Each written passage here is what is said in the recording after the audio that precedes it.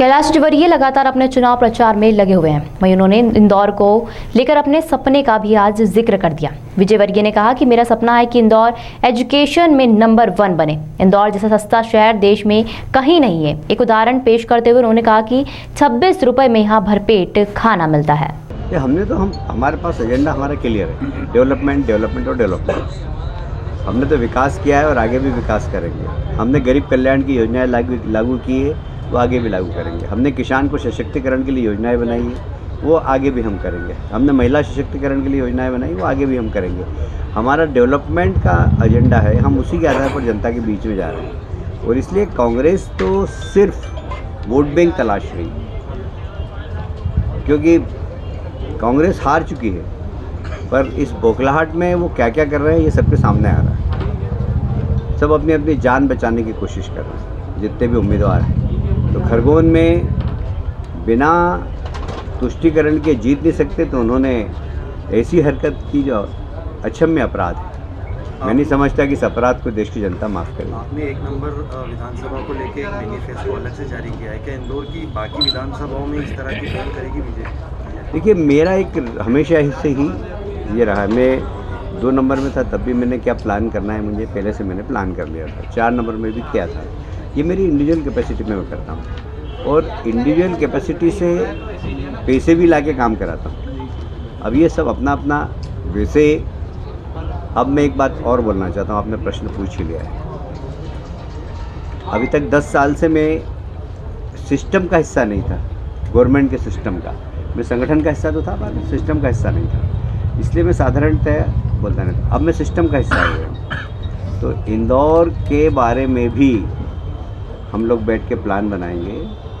इंदौर की जो संभावना है उसके बारे में प्लान बनाएंगे। इंदौर में बहुत पोटेंशियल है, जैसे एजुकेशन के मामले में बहुत पोटेंशियल, और मेरा सपना है कि इंदौर एजुकेशन में नंबर 1 हो। जब मैं नरसिंह मोहन जी लाया था, जब मैं सिम्बायोसिस लाया था, तो प्लान यही था कि बाकी कॉलेज भी इनके साथ एसोसिएट होकर एक क्वालिटी एजुकेशन के लिए प्लान बनाएं। और उसके बाद फिर मैं संगठन के काम में चला गया, तो इसलिए ज़्यादा रुचि नहीं ले पाया। पर अब मैं रुचि लूँगा।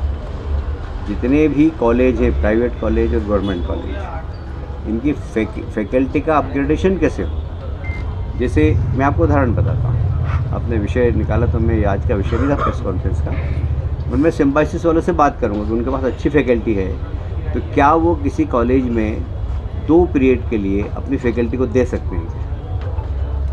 तो सिम्बायोसिस की अच्छी फैकल्टी गुजराती कॉलेज मांगे तो गुजराती कॉलेज में जाए, वैष्णो कॉलेज मांगे तो वैष्णो कॉलेज में जाए। वैष्णो कॉलेज में कोई फैकल्टी अच्छी हो। कई बार ऐसा होता है कि जैसे मेरे यहाँ एक ज़माने में सोलंकी साहब बॉटनी बहुत अच्छी पढ़ाते थे, तो मतलब इंदौर में सर्वश्रेष्ठ बॉटनी वो पढ़ाते थे। अब वो सोलंकी साहब को यदि कोई दूसरा कॉलेज बुलाए, तो निश्चित रूप से वहाँ के बच्चों का भी अपग्रेडेशन होगा। गुजराती कॉलेज से लिमिटेड नहीं रहेंगे। तो हमें सिंक्रोनाइज़ करना पड़ेगा एजुकेशन को।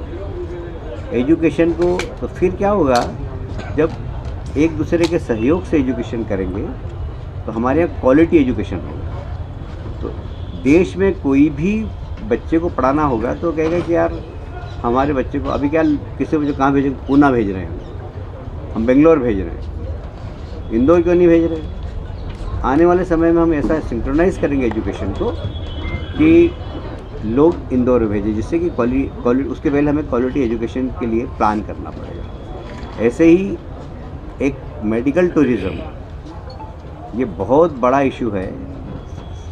इंदौर इसके लिए डिज़र्व करता है। इंदौर जैसा सस्ता शहर देश में कहीं पर नहीं। यहाँ 25 रुपये में भी पेट भर सकते हैं। आराम से थाली में चले जाए, 25 रुपये में पेट भर लेंगे। नंदानगर में आ जाए तो 5 रुपये में पेट भर लेंगे। हमारे यहाँ भंडारा चलता है साईं बाबा, पर औसत आदमी 25 रुपये की थाली में पेट भर सकता है। तो बाकी महंगा से महंगा तो कितना ही बड़ा खाना खा सकता है। हमारे यहाँ रहने की जगह बड़ी सस्ती है। आज भी धर्मशाला स्टेशन के पास बहुत सारी, तो बहुत सारे हमारे यहाँ ऐसे है कि हर आदमी हर स्तर का आदमी यहाँ पर आकर रह सकता है।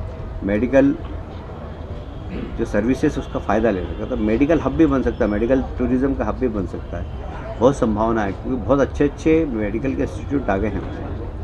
ये सब अपने को एटमॉस्फेयर बनाना पड़ेगा। तो सिर्फ 1 नंबर नहीं, पूरे इंदौर के लिए हम काम करें।